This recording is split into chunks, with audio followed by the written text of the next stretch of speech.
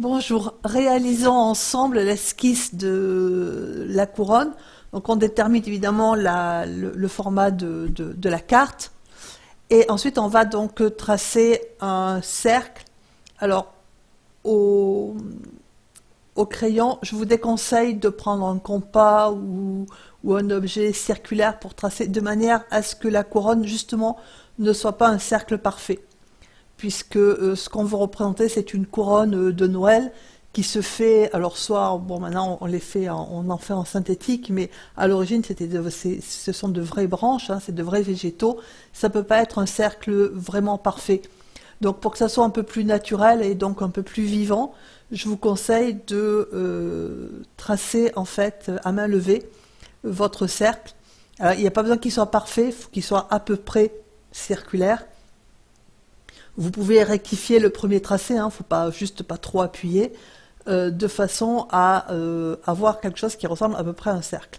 Alors ensuite, il faut déterminer à peu près de la même façon hein, le milieu pour pouvoir placer le nœud en fait. Mais vraiment, on va faire le nœud, le ruban sur le côté, vraiment le nœud. Alors en fait, c'est une espèce d'ovale aplati, voilà, qui va vous faire le nœud. Alors on va faire donc, on va ensuite dessiner donc le ruban. Donc on regarde par rapport, on proportionne aussi la largeur du ruban évidemment au cercle. Et puis là, ce que je suis en train de faire, c'est de prévoir par rapport au cercle qu'on a fait de départ, la largeur de la couronne. Donc ça, c'est aussi fonction de la taille du papier. Parce que évidemment, plus la feuille est grande, plus il va falloir faire une couronne assez épaisse. Donc j'ai prévu le cercle, enfin sans le tracer vraiment en faisant des petits repères, hein, le cercle extérieur, le cercle intérieur, de manière à avoir une idée de la largeur de la couronne. Et là, je viens de vérifier, mais tout simplement avec le crayon, vous avez vu, j'ai pas pris de règle, à peu près, hein, voir si j'étais au milieu, j'étais légèrement décalé. Donc je redessine mon nœud et une fois que j'ai la largeur, j'ai donc de la couronne, j'ai une idée de la largeur du ruban que je peux y mettre. Voilà, donc après c'est des espèces d'ailes de mouche, enfin voilà, pour pouvoir faire ou de libellule, je sais pas, la libellule est peut-être plus poétique, mais donc de façon à faire le ruban et on fait le retour arrondi au-dessus. Voilà. Et donc là, c'est pareil. Alors, pourquoi je l'avais fait aussi long au départ? C'est parce qu'au départ, je voulais faire en double nœud. Euh, voilà, comme j'ai fait sur une autre carte. Et puis, je me suis dit que ça allait peut-être être un peu compliqué. Du coup, j'ai fait qu'un nœud simple. Et si vous faites un nœud simple, c'est moins large qu'en fait qu'un double nœud. Voilà. Donc après, bon, c'est une question de... Voilà. Donc, ce que je vous conseille, alors soit vous avez l'habitude de griffonner un petit peu et on le fait directement sur le papier, faut pas trop appuyer. Moi, j'appuie un petit peu de manière à ce que vous y voyez quelque chose quand je filme, parce que si je dessine quand je fais pour moi, ce sont les traits, le cercle hein, de la couronne, et vous voyez qu'on n'y voit quand même pas grand-chose. Donc moi, j'appuie un petit peu. Vous qui enfin, si vous voulez pas filmer, c'est peut-être pas la peine d'appuyer autant. Alors ensuite, on détermine, on veut mettre son nounours, et on fait une espèce de poire, voilà, un peu inclinée, donc, on va lui faire la petite patte donc, puisqu'il est assis. Alors les nounours, c'est assez dodu, hein, donc bon, il est peut-être un peu ventru le mien, mais enfin, c'est assez dodu quand même, hein, et puis donc on fait un cercle. Alors si ça vous aide de faire le cercle entier, il faut le faire. Une fois qu'on a fait une partie du cercle, on positionne, pour avoir à peu près la largeur, on positionne en fait son petit bonnet.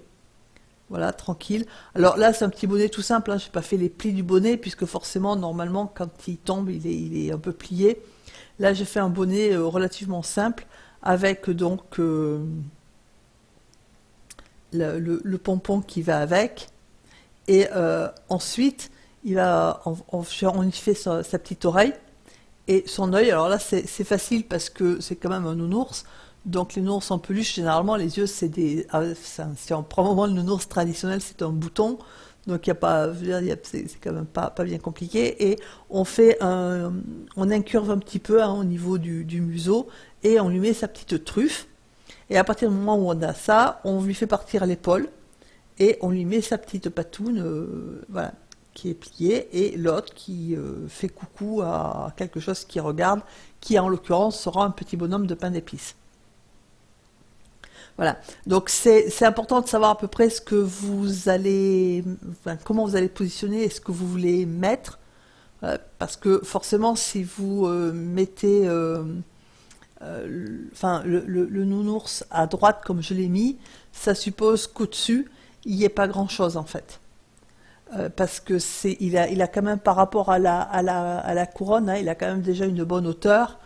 Et si vous mettez quelque chose qui soit, enfin, il faut mettre quelque chose d'assez sobre et d'assez petit sur le côté droit, sinon vous aurez quelque chose d'un peu trop chargé. Voilà. Alors ça c'est le nounours.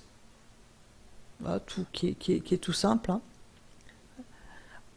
Donc là, on va dessiner quelque chose, puisque le nounours regarde vers en haut à gauche, on va donc dessiner quelque chose qui est dans son champ de vision, donc quelque chose qui est suspendu, donc pas trop gros, et on va, voilà, moi j'ai eu l'idée de mettre un petit bonhomme de pain d'épices, ou quelque chose qui... Donc là c'est pareil, on lui fait une petite tête, voilà, deux petits bras, et des petites jambes. Donc après on proportionne ces petites jambes à peu près, voilà, que ça soit à peu près cohérent avec un bonhomme de pain d'épices. Donc là c'est pareil, c'est très simple à dessiner, puisque par définition c'est les petits bonhommes là qu'on fait dans les comme dessert, ou c'est forcément c'est tout petit. Et puis ça n'a pas besoin là non plus de faire beaucoup de volume, ou voilà, c'est juste une silhouette de petit pain d'épices. Et donc au-dessus quand même, parce que sinon ça fait un peu vide.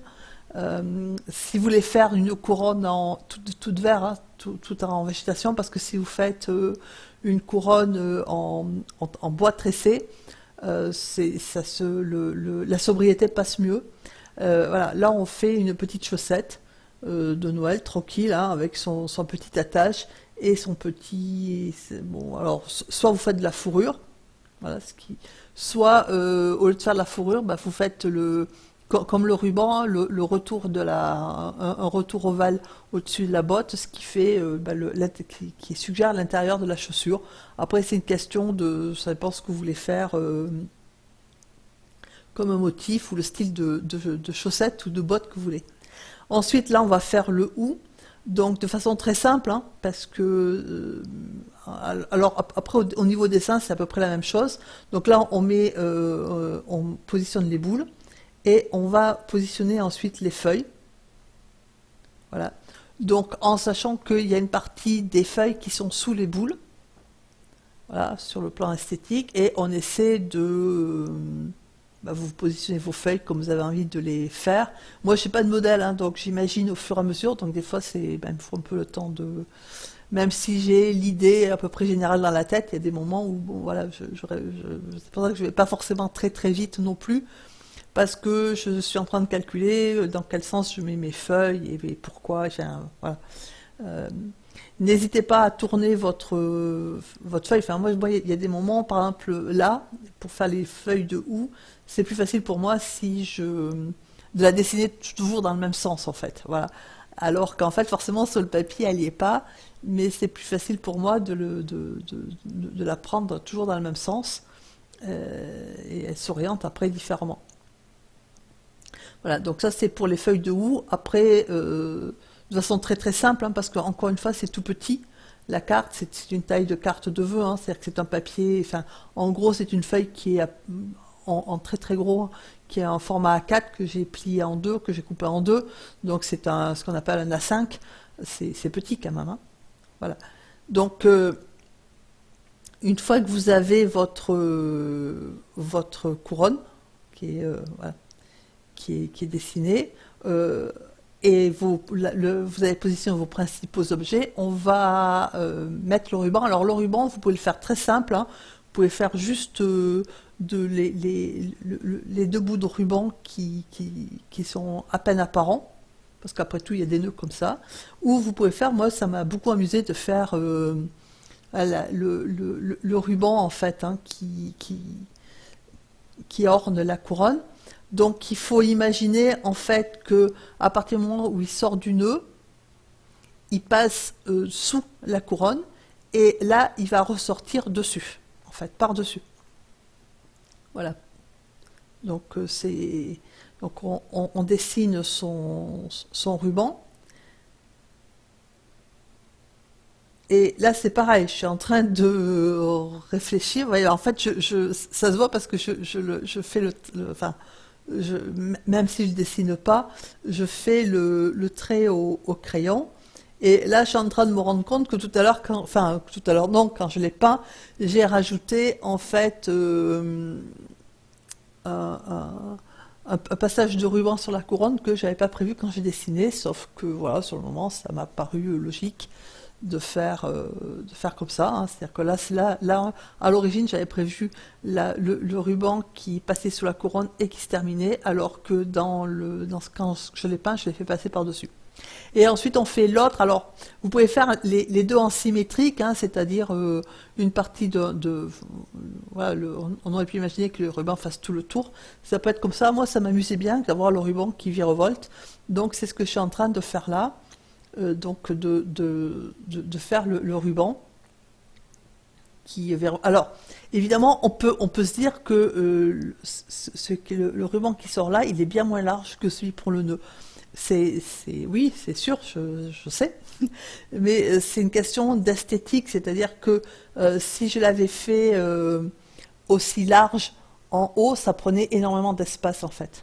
Voilà, c'est ce qu'on appelle aussi quelque part la licence artistique, c'est que sur le côté, j'ai respecté à peu près la largeur, hein, du ruban.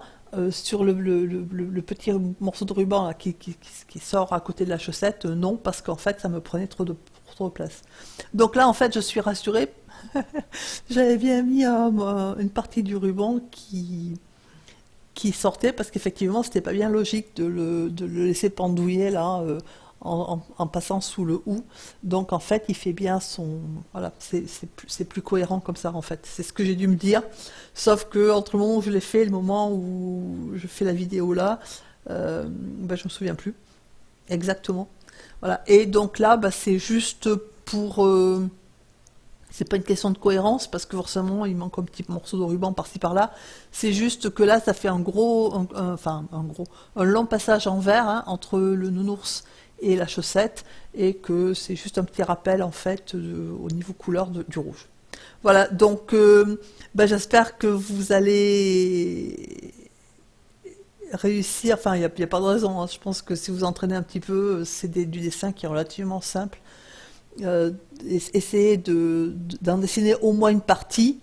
Je trouve que c'est valorisant aussi à un moment donné voilà, d'arriver aussi à dessiner ce qu'on a envie de peindre. Donc voilà, j'espère que ça vous sera utile, que vous aurez grand plaisir à dessiner vos petites décos de Noël. Et maintenant, on se retrouve pour la peindre.